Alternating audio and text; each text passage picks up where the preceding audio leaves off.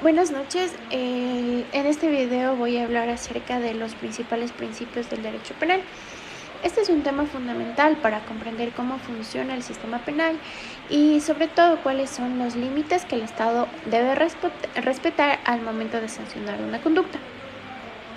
El derecho penal es una de las ramas más delicadas del derecho porque a través de este el Estado ejerce su máximo poder coercitivo, pudiendo restringir derechos tan importantes y fundamentales como la libertad personal. Por esta razón no puede aplicarse de manera arbitraria, sino que debe estar guiado por principios jurídicos que garanticen la protección de los derechos fundamentales. El objetivo de esta investigación fue analizar los principios más relevantes del derecho penal, los cuales están divididos en cuatro partes. El primero es los principios derivados del mandato de legalidad. El segundo, los principios limitadores materiales del poder punitivo del Estado. Tercero, los principios de la responsabilidad penal y del autor. Y cuarto, los principios que regulan la reacción penal o la sanción como tal. El estudio de estos principios resulta relevante porque permiten comprender que el derecho penal no tiene como finalidad castigar por castigar, sino proteger bienes jurídicos importantes dentro de un Estado constitucional, como lo es el nuestro, y así garantizar siempre la dignidad humana, la seguridad jurídica y la proporcionalidad de la pena. Como primer punto, nos referimos a los principios derivados del mandato de legalidad, que constituyen la base del derecho penal moderno. El principio de legalidad se resume a la conocida nullum crimen, nulla poena sin ley, es decir, no hay delito ni pena sin una ley previa. Esto significa que una persona solamente puede ser sancionada si su conducta está previamente establecida como delito en una ley. Este principio se desarrolla a través de cuatro garantías fundamentales. Una, la garantía criminal, que exige que el delito debe ser expresamente escrito en la ley. La garantía penal, que establece que la pena también debe estar prevista legalmente. La garantía jurisdiccional, que exige un proceso previo y un juez competente, es decir, no puede ser juzgado por cualquier persona.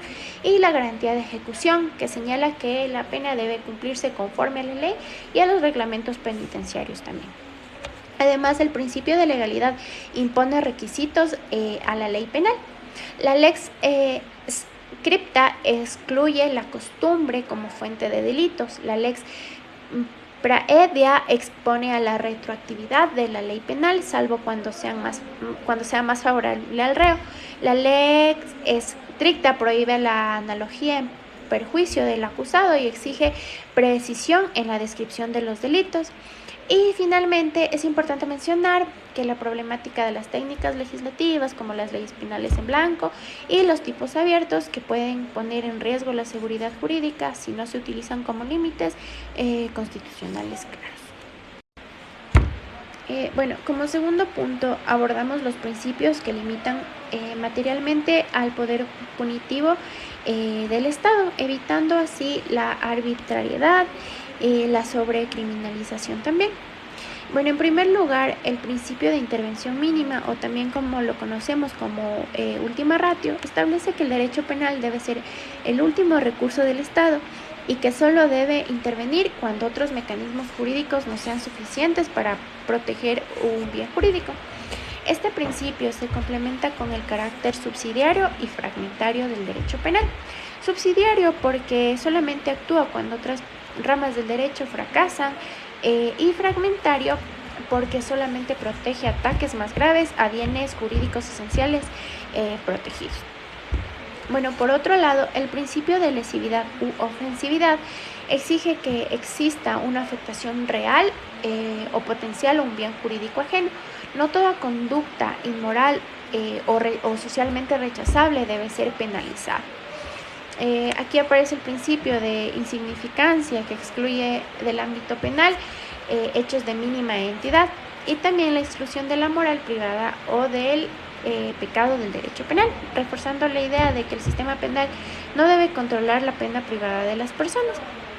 En conjunto, estos principios garantizan que el derecho penal se mantenga como un instrumento racional y excepcional, y como podemos ver, como mencionamos anteriormente, en conjunto, bueno, todos estos se vinculan, todos estos se conectan, ya que si utilizamos el derecho penal como última ratio, podemos entender que muchas conductas o delitos pueden ser sancionados por otras ramas del derecho. No podemos sancionar alguna conducta que es mínima, por decirlo en estas palabras, principalmente con el derecho penal, sino que debemos agotar todos los mecanismos y, si es necesario,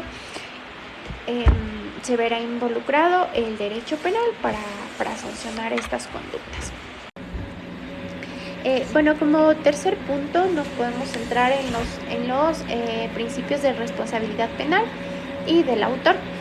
El principio de culpabilidad establece que nadie puede ser sancionado sin un reproche personal. O sea, en un sentido amplio limita el poder punitivo del Estado, y en un sentido estricto se concreta como un juicio de reproche del autor para comprender la ilicitud de su conducta. La culpabilidad cumple una doble función: fundamenta la pena y al mismo tiempo la limita, impidiendo sanciones desproporcionadas. Aquí podemos ver cómo se establece también el principio de proporcionalidad de la pena. Y relacionado con esto, el principio de personalidad prohíbe la responsabilidad de hechos ajenos, es decir, solo recae sobre quien cometió un delito. Y asimismo, el derecho penal moderno adopta un derecho penal del acto que sanciona conductas concretas y ciertas, y que rechaza el derecho penal de autor, que castiga a la persona por su forma de ser o por su supuesta peligrosidad. Es decir, se sanciona a una persona por un acto que ya cometió, que ya lo hizo, y así se establece una pena para este autor del delito.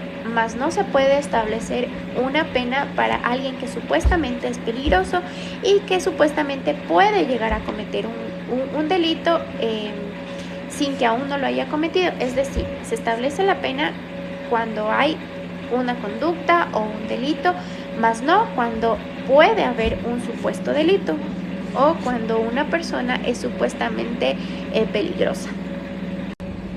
Bueno, y el principio de dolo o culpa excluye la responsabilidad objetiva, rechazando el antiguo criterio del versari in re illicita, el cual era un principio legal que establece que una persona que realiza una acción ilícita también es responsable por los resultados que se producen como consecuencia de dicha acción.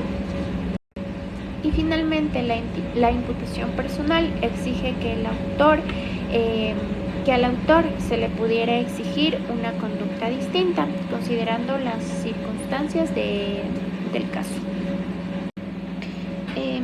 Y bueno, como cuarto punto, analizamos los principios que regulan la pena. El principio de proporcionalidad exige que la sanción guarde una relación con la gravedad del delito y la culpabilidad del autor también. Esta proporcionalidad se da tanto a nivel legislativo como judicial, es decir, no podemos establecer la misma pena para dos delitos que son totalmente distintos o que el uno no tiene que ver con el otro. Debe ser proporcional. La pena se concibe como una retribución limitada por la prevención, es decir, no puede ser puramente vengativa ni basarse únicamente en la peligrosidad del autor, como lo habíamos mencionado anteriormente. Debe basarse en actos que han cometido, más no por un supuesto delito que pueden llegar a cometer. El principio de humanidad prohíbe las penas crueles, los tratos degradantes o inhumanos, y se vincula con la finalidad de la resocialización, que busca la reinserción del condenado dentro de la sociedad nuevamente. Es decir, por más que una persona haya cometido ciertos delitos o conductas que han afectado a la sociedad en sí o a un tercero, no puede ser tratado como un objeto, no deja de ser un sujeto de derechos y debe ser tratado dignamente.